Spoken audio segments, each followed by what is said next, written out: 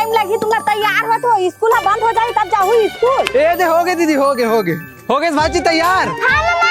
ले ठीक है, तुम जल्दी जाओ तो एडमिशन करा लेवा, नहीं तो तुम्हारे स्कूल में सीट भी नहीं मिली। हाँ दीदी हाँ, चल भाजी। मोर तो कपड़ा में चिरा गए नहीं। अरे पहले जाके स्कूल में भर्ती तो हो जाओ, और बाद में स्कॉलरशिप आई ना तो अपन अपन भर कपड़ा ले ले।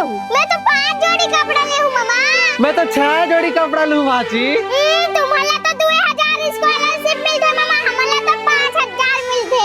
हाँ दीदी। हाँ लड़की मला ज्यादा मिलते, मनीष लड़का मला कम मिलते। ले जल्दी जा मम्मा, तैयार है, स्कूल बंद हो जाए।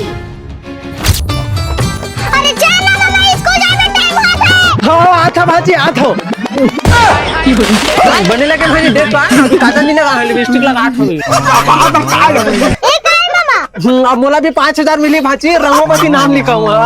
ले चल तो भाजी जल्दी, एडमिशन में टाइम होता था। तो दाढ़ी में चला तो साफ कर लिया कल मुही। फेशियल करवा ले।